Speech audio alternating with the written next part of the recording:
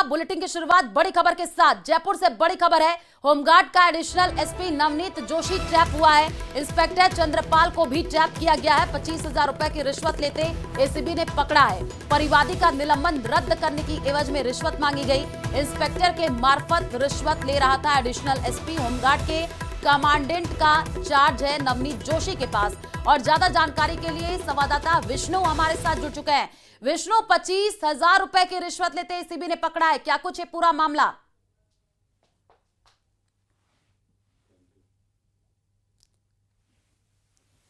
सकते हैं यहाँ पर एसीबी की बड़ी कार्रवाई हुई है। डीआईजी राहुल कोटके के सुपरविजन में डीएसपी अभिषेक पारिक और उनकी टीम इस वक्त यहाँ पर कार्रवाई कर रही है। मैं आपको दिखा रहा हूँ होमगार्ड के कमांडेंट नवनीत जोशी का ये ऑफिस है जहाँ पे लिखा हुआ है नवनीत जोशी कमांडेंट। फिलहाल इसी रूम में इस वक्त एसीबी की टीम है और यहीं आप देखेंगे कि अंदर की तरफ नवनीत जोशी को एसीबी ने ट्रैप कर लिया है। 25,000 रुपए की रिश्वत लेते हुए उन्हें रंगे हाथों गिरफ्तार किया। यह भी सामने है कि कंपनी कमांडर चंद्रपाल के जरिए, जी हाँ, होमगार्ड के कंपनी कमांडर चंद्रपाल के जरिए रिश्वत की रकम वसूली जा रही थी। और अब तक की जानकारी के मुताबिक यह भी सामने आया कि होमगार्ड के एक जवान को सस्पेंड कर दिया गया था। उसके निलंबन की कार्रवाई को समाप्त करने, निलंबन को, सस्पेंशन को खत्म करने के एवज में हर महीने 25,000 रुपए की रिश्वत की रकम मांगी जा रही थी। करीब 8 महीने तक रिश्वत की रकम दी जाती थी, जिसके बाद पीड़ित ने एसीबी मुख्यालय को शिकायत दर्ज करवाई और आखिरकार आज एसीबी ने कमांडेंट नवनीत जोशी और कंपनी कमांडेंट चंद्रपाल को 25,000 रुपए की रिश्वत लेते हुए गिरफ्तार किया। फिलहाल दिखा रहा हूँ ये एसीबी का ये होमगार्ड का ये मुख्यालय। फिलहाल ये जो दरवाजा है इसको बंद कर दिया गया है। अब अभिषेक पारिक डिप्टी एसपी अंदर हैं।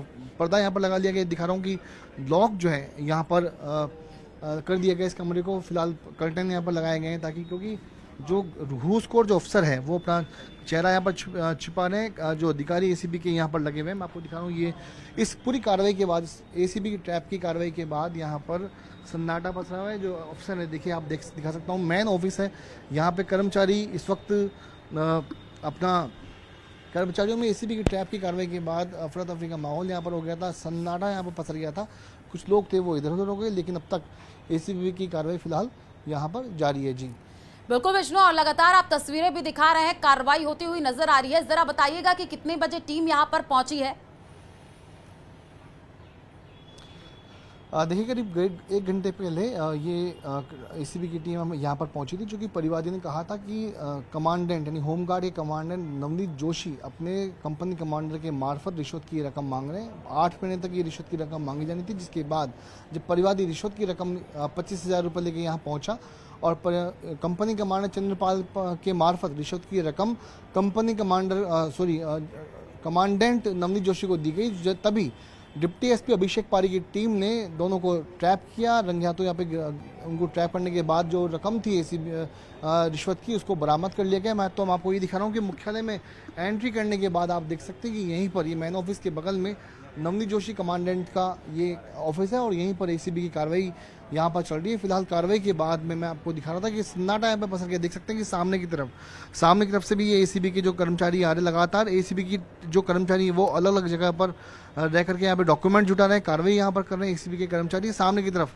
जो मुख्यालय के यानी होमगार्ड मुख्यालय के जो कर्मचारी है वो यहाँ पर लगे हुए, लेकिन सब क्योंकि कमांडेंट यहाँ सबसे बड़ी पोस्ट, इस ट्रेनिंग सेंटर की जो सबसे बड़ी पोस्ट थी वो कमांडेंट नवनीत जोशी की थी। हाल ही में वो बताया जा रहा है कि यहाँ पर ट्रांसफर होकर के आए थे, तो ऐसे में बड़ी कार्रवाई एसीबी की आज देखी जा रही है। जी, क्योंकि भ्रष्टाचार के खिलाफ ये बड़ी कार्रवाई है एसीबी की। विष्णु, आप नजर बना करके रखिए, आगे आपसे अपडेट लेंगे। फिलहाल शुक्रिया तमाम जानकारी साझा करने के लिए। और खबर जोधपुर से है, जहां कैबिनेट मंत्री जोगाराम पटेल ने विपक्ष के हमलों पर करारा पलटवार किया। इस दौरान उन्होंने कहा कि भाजपा एक अनुशासित पार्टी है, जहां मुख्यमंत्री भजन लाल शर्मा का 5 साल का कार्यकाल तय। इसके साथ ही उन्होंने गहलोत के बयान पर भी पलटवार करते हुए गहलोत ने शेखावत के माता पिता को बदनाम किया है।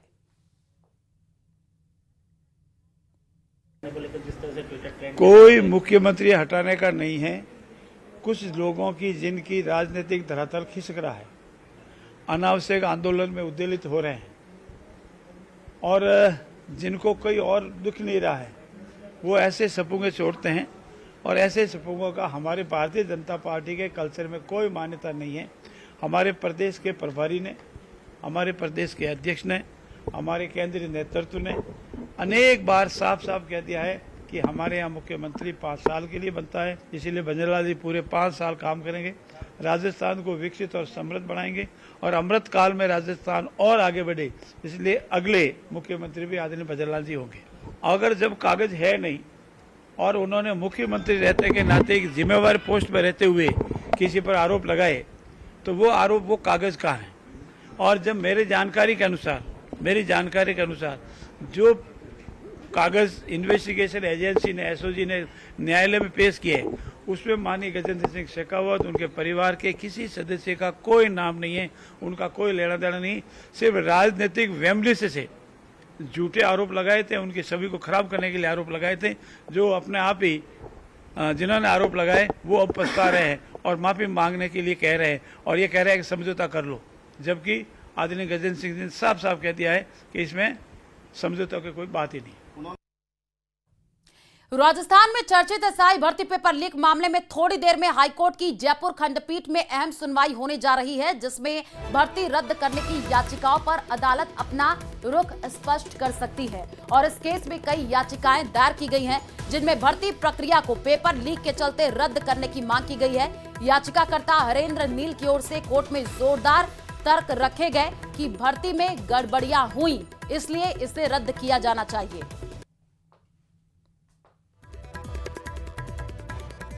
तो बड़ी खबर आपको बता रहे हैं, राजस्थान में चर्चित एसआई भर्ती पेपर लीक मामले में थोड़ी ही देर में हाईकोर्ट की जयपुर खंडपीठ में अहम सुनवाई होने जा रही है। और आपको बता दें कि भर्ती रद्द करने की याचिकाओं पर अदालत अपना रुख स्पष्ट कर सकती है और इस केस में कई याचिकाएं दायर की गई हैं। सब कमेटी की रिपोर्ट से सहमत वकील तनवीर अहमद ने कहा है भर्ती को रद्द होना चाहिए। वकील हरेंद्र नील की तरफ से ये बयान सामने आया है। सब कमेटी की रिपोर्ट से सहमत वकील तनवीर अहमद ने ये बात कही है।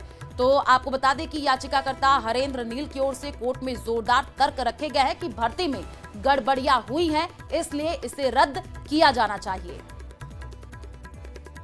सरकार ने जो तथ्य बताए वो पूरी तरीके से पूरी कूट रचित दस्तावेज है। इन्हीं बात को लेकर मुकर गए।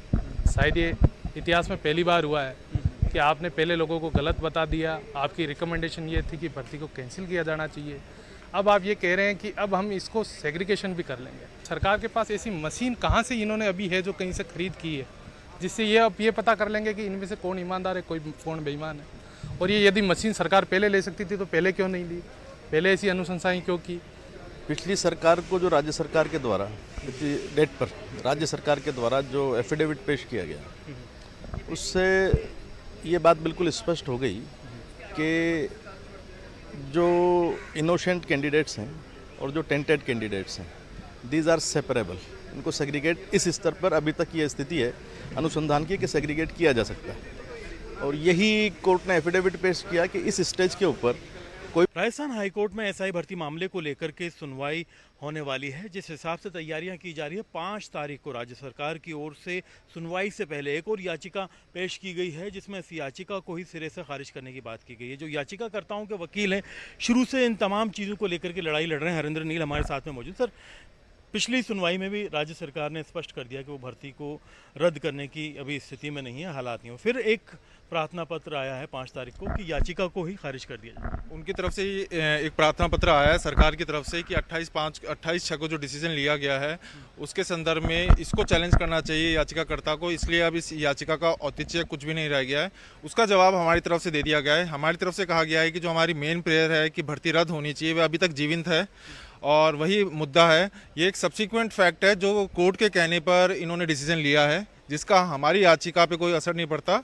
याचिका में जो प्रमुख मांग है वह अभी तक जीवित है, इसलिए इसी पे सुनवाई हो।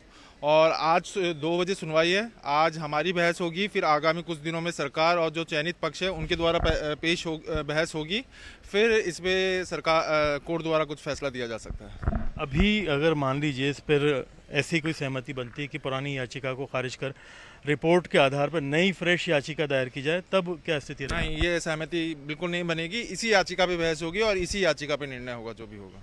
अभी संभावनाएं क्या लग रही हैं? जब आपने काउंटर किया है तो राज्य सरकार के सवाल के ऊपर जो रिपोर्ट थी उस पर भी कई सवालिया निशान आपने। देखिए, मेरिट पे ही बहस होगी और जो सवालिया निशान है वो कोर्ट में भी हम उठाएंगे, फिर मैं आपको बताऊंगा उसके बाद। तो आज संभव है कुछ बड़ा ठोस आउटकम है? फैसला अभी आज की बिल्कुल संभावना नहीं है। आगामी 3-4 दिन में और सुनवाई होगी, उसके बाद मुझे जहां तक लगता है कोर्ट सुरक्षित रखेगा फैसला। आपको बहस के लिए समय चाहिएगा अभी कहीं? नहीं, बहस चल सकती है, उनका भी पक्ष है और दूसरी तरफ से चयनित पक्ष में काफ़ी वकील आ रहे हैं, तो 3-4 दिन बहस होके इसमें